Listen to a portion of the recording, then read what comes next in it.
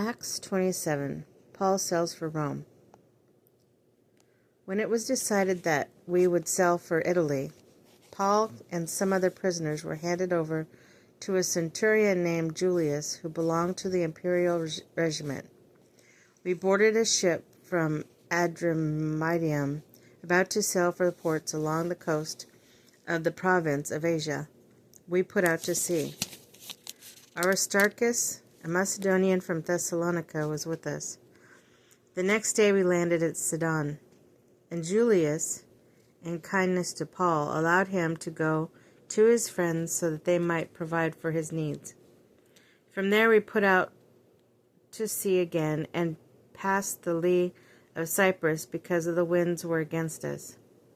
When we had sailed across the open sea off the coast of Cilicia and Pamphylia, we landed at Myra in Lycia.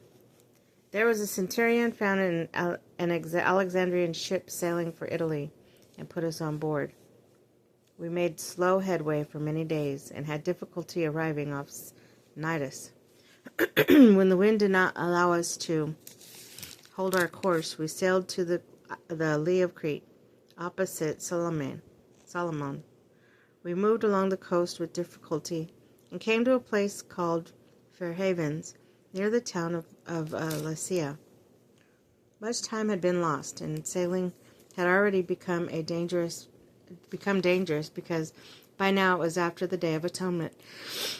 So Paul warned them, "Men, I can see that our voyage is going to be disastrous and bring great loss to ship and cargo, and our own lives also." But the centurion, instead of listening to what Paul said, followed the advice of the pilot and the owner of the ship. Since the harbor was unsuitable to winter in, the majority decided that we should sail on and hope to reach Phoenix and the winter there. This is the harbor in Crete, facing both southwest and northwest. The storm. When a gentle south wind began to blow, they saw their opportunity, so they weighed an anchor and sailed along the shore of Crete. Before very long, the wind hurricane force called the Northeaster swept down from the island. The ship was caught by the storm and could not head into the wind, so we gave way to it and were driven along. As we passed into the lee of the small island called Cauda, we were hardly able to make the lifeboat secure, so the men hoisted it aboard. When they passed the ropes under the ship itself to hold it together, because they were afraid they would run along the sandbars of Syrtis, they lowered the sea anchor and let the ship be driven along. We took such a violent battering from the storm that the next day they began to throw the cargo overboard. On the third day they threw the ship's tackle overboard with their own hands. When neither sun nor stars appeared for many days, and the storm continued raging, we finally gave up all hope of being saved. After they had gone a long time without food, Paul stood up before them and said, "Men, you should have taken my advice and not sailed from Crete. Then you would have spared yourselves this damage and loss. But now I urge you to keep your courage, because not one of you will be lost. Only the ship will be destroyed." Last night an angel of God to whom I belong and whom I serve stood beside me and said, "Do not be afraid, Paul. You must stand trial before Caesar, and God has graciously given you the lives of all who sail with you.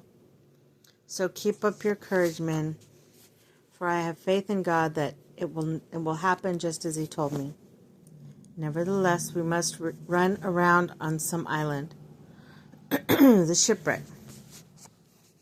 On the 14th night we were still being driven across the Adriatic Sea. When about midnight the sailors sensed that they were approaching land. They took soundings and found that the water was 120 feet deep. A short time later they took soundings again and found it was 90 feet deep. Fearing that we would be dashed against the rocks, They dropped 4 anchors from the stern and prayed for daylight. In the attempt to escape from the ship, the sailors let the lifeboats down into the sea, pretending they were going to lower some anchors from the bow. Then Paul said to the centurion and soldiers, "Unless these men stay with the ship, you cannot be saved." So the soldiers cut the ropes and held the lifeboats and let it drift away.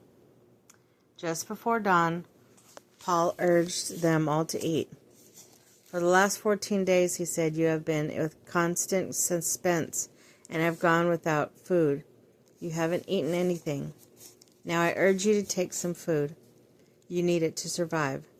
Not one of you will lose a single hair from his head." After he said this, he took some bread and gave thanks to God in front of them all. Then he broke it and began to eat. They were all encouraged and ate some food themselves. Together there were 276 of us on board. When they had eaten as much as they wanted, they lightened the ship by throwing the grain into the sea.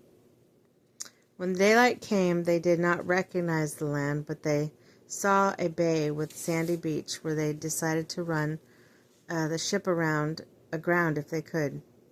Cutting loose the anchors, they lifted them into the sea, and at the same time untied the ropes that held the rudders. Then they hoisted the foresail to the wind and made it for the beach.